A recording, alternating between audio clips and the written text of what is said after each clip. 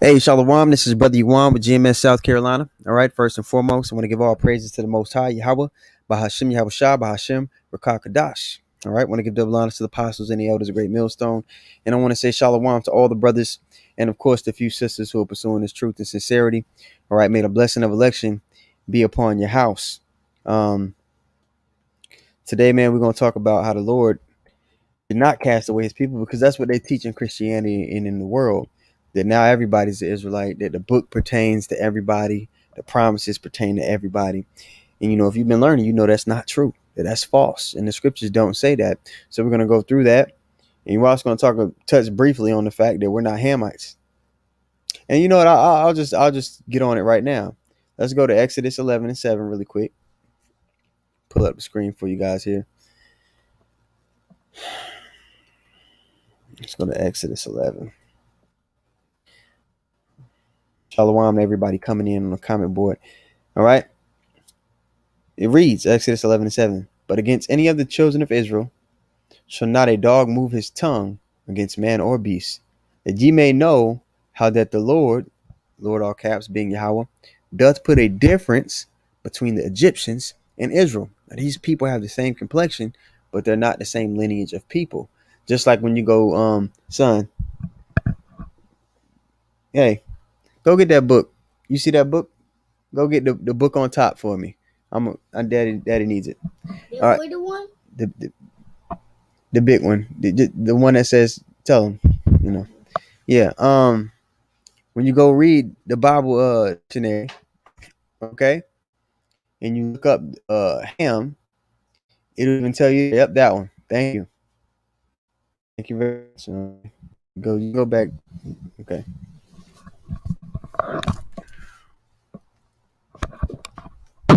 All right. Let me go get it. And most of you guys, this definition anyway already. But doesn't hurt to read it again. Ham.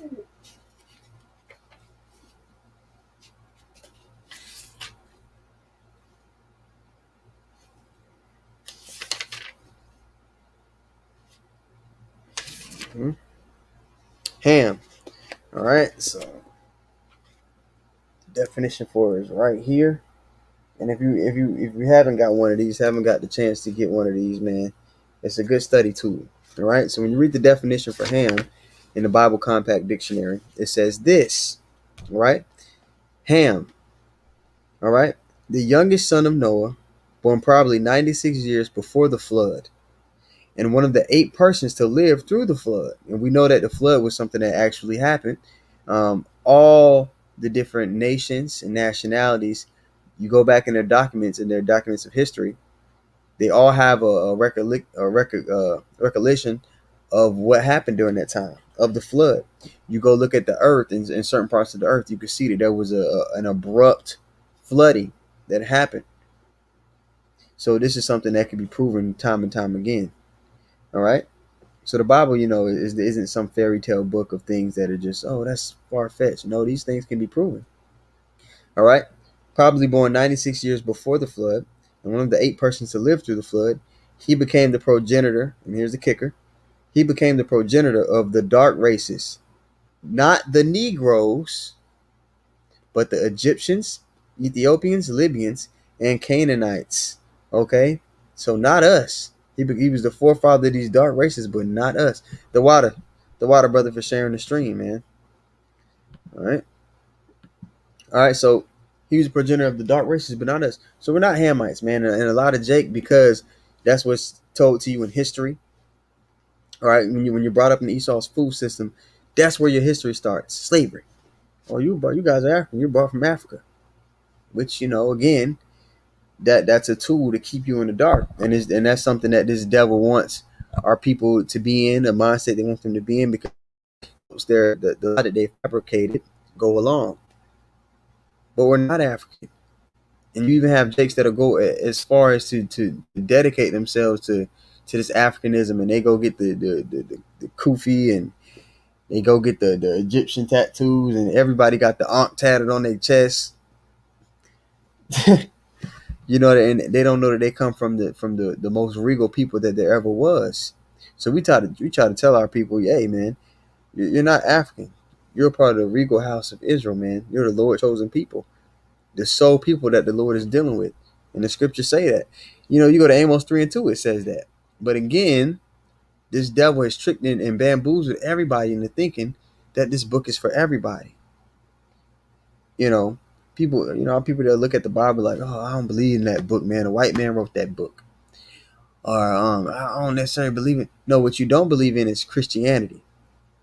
Because when we were brought over here and our language was beat out of us, when we were brought over here and they were telling us to slaves obey your masters, they got a couple precepts and they were holding that book, but they didn't go into the prophecy and the details of the book and the history of who it was talking to, who it was written to.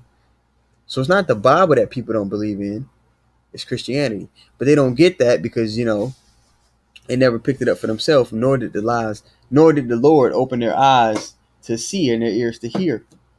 You know what I mean? Because you could put it like this, and this is why I say prophecy is king.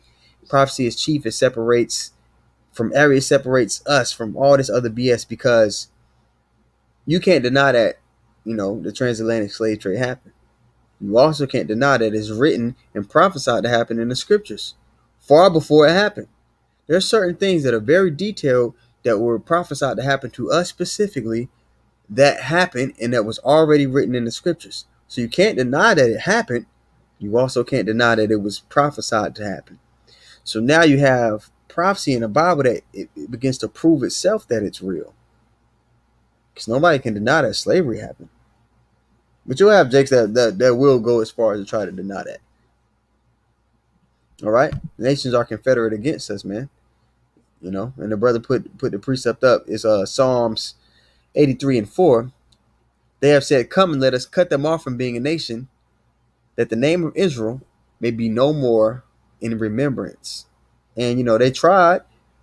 And if the Lord's hand wasn't in this thing of ours, they would have succeeded. All right? All right, and that's actually the Kazak put it up, but we're actually going to go to Romans 11:1. So I'm just going to pull it up here on the blue letter. because the Lord didn't cast away his people, right? We already touched on the fact that we're not Hamites. We're not. And just to say one more thing, Moses. If people know the story of Moses, Moses was adopted by Pharaoh in his house. He passed as Pharaoh's grandson. We know the ancient Egyptians were very dark people.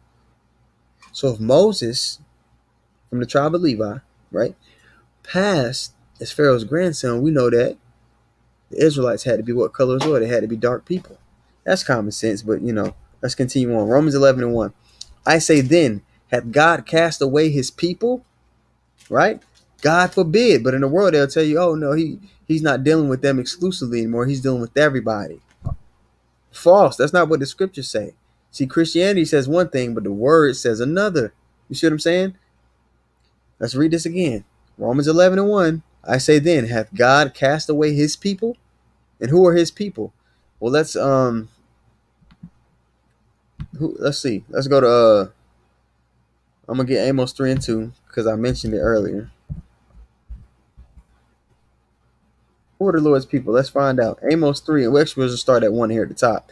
It says, hear this word that the Lord hath spoken against you, O children of Israel, against the whole family which I brought up from the land of Egypt, saying, the Lord wasn't dealing with everybody in Exodus, right? When he delivered the children of Israel from the Egyptians, he destroyed the Egyptians. Was he loving everybody then? No. Verse 2, you only, we already know according to verse 1 who he's talking to. The whole family which he brought up from the land of Egypt, the Israelites. Verse 2, you only have I known of all the families of the earth. Therefore will I punish you for all your iniquities. So we're catching hell from our Father because for our disobedience. You understand? He's concerned with us. You take your kid to the park and he start acting up. You don't start whooping other people's kids. You whoop your kid, when he's being out of order. You see? So we're getting a whooping from our Father. Romans 11:1 again from the top. I say then, hath God cast away his people? God forbid. For I also am an Israelite of the seed, and the seed is what matters. That's how you determine lineage, according to the Lord. In the world, you're half of what your mother is, you're half of what your father is. Now, you take on features in the physical sense from both parents, but spiritually, who your line goes back to is always your father. Numbers 1:18. You understand? That's why it was so important in ancient times for kings to have a male heir to pass down the line. Also, that's how, you come back. You are your forefathers. All right? Of the seed of Abraham, of the tribe of Benjamin, which Benjamin would be the so-called, West Indians today, Jamaicans, Romans 11:2, God have not cast away his people, which he foreknew. All right, so that's plain. That's spot on. All right, now I want to go to John, the 7th chapter, to bring out, this something that goes over the world's head because they don't understand that we were scattered into every nation under heaven. And when the prophets were going to speak, going to these other nations and speaking to people, unto the Gentiles, were they actually speaking to people that were not of that seed line, were not of our seed line? Were they doing that? No. John 7:35, it reads, it's speaking to Yahushua. Then said the Jews among themselves, whither will he go that we shall not find him? Will he go unto the dispersed diaspora? Because we know much of our people were scattered into these different nations that we went into captivity in. So they were living amongst these other people, practicing their customs, keeping their ways, much like you at one point were keeping the ways of America, thought like an American. You were being a Gentile. You were in a Gentile state of mind. Okay? You look up that word Hellenist or Hellenistas, it means Greek-speaking Jew. And back then, you had a lot of Israelites living in Greece, keeping their customs, Greek-speaking Jews. So they had to go into these nations and bring out the word and say, hey, call them back to their heritage. Hey, this is who you truly are. This is how you're supposed to conduct yourself. Yeah, you may have got detached from knowing it, but this is the way. Walk ye in it. All right, John 7:35 again. Then said the Jews among themselves, whither will he go that we shall not find him? Will he go into the dispersed, scattered, among the Gentiles, among the other nations, and teach the Gentiles? They got to teach the Gentiles because you got Israelites among them, and the word's gonna do the pulling. All right. Let's see what you guys got on the comment board. Now continue on. Yep, this is brother put it up. Romans 9:3. All right. For I could wish that myself were accursed from the Mashiach, for my brethren, my kinsmen. If you're from the country, you know what kin, man. They say, oh, it's my kin. All right. According to the flesh, who are Israelites, to whom pertaineth the adoption, and the glory, and the covenants, and the giving of the law, and the service of God. So the only people that can really bring out this word in fullness and its understanding. Now you may have Edomites that touch on things that might shed a little bit of truth, but they never have it in full. The only people that are going to have this understanding in full are the people of that seed line. All right, and who is concerning the flesh, the Mashiach came, who is over all, God bless forever. You can open it. You want to yeah.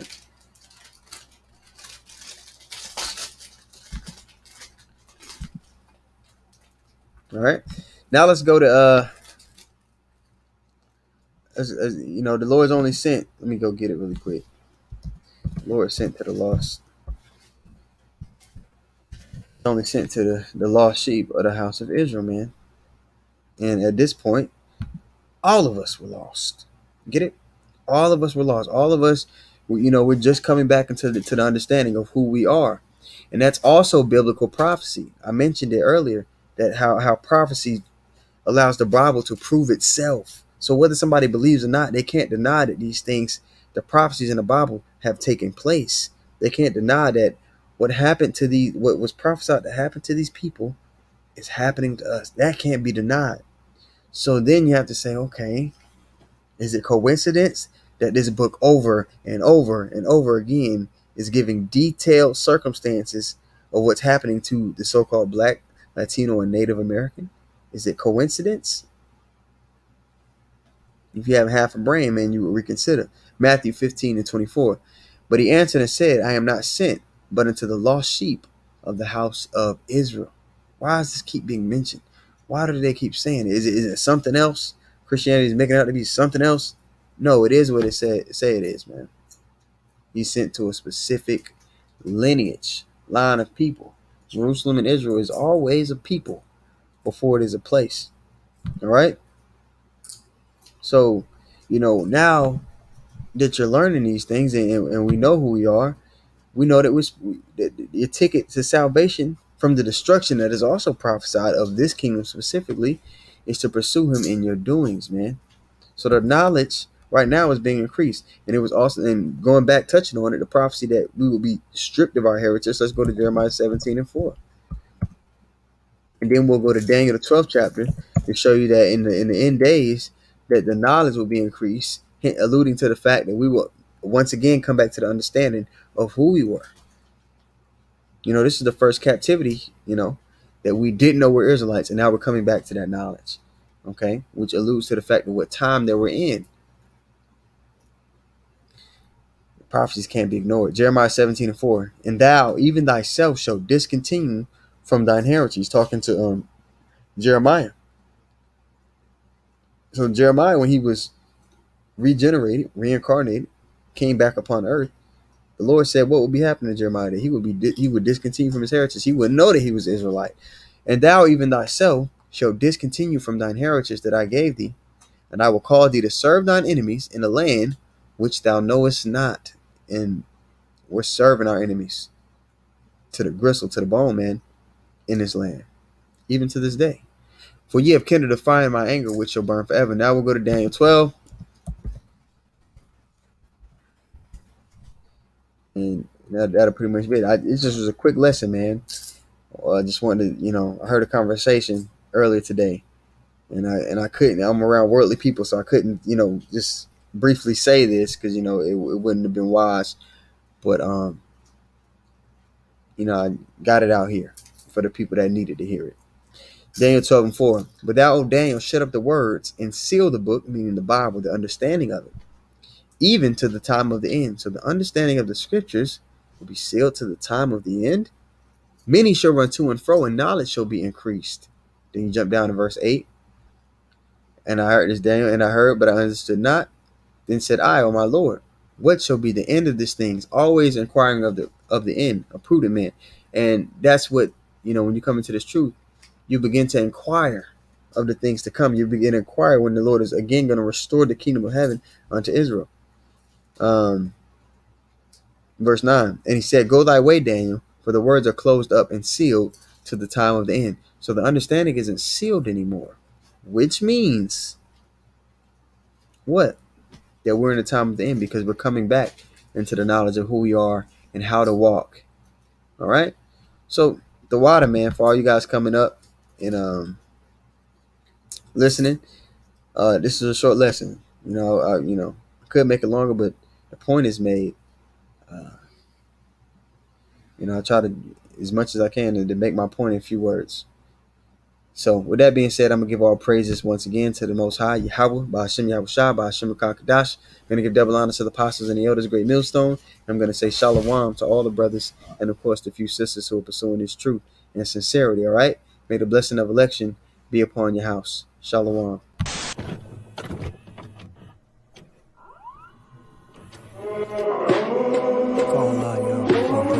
First and foremost, all praise to Ba'ashem Yahushua. O children of Israel, you only have I known of all the families of the earth.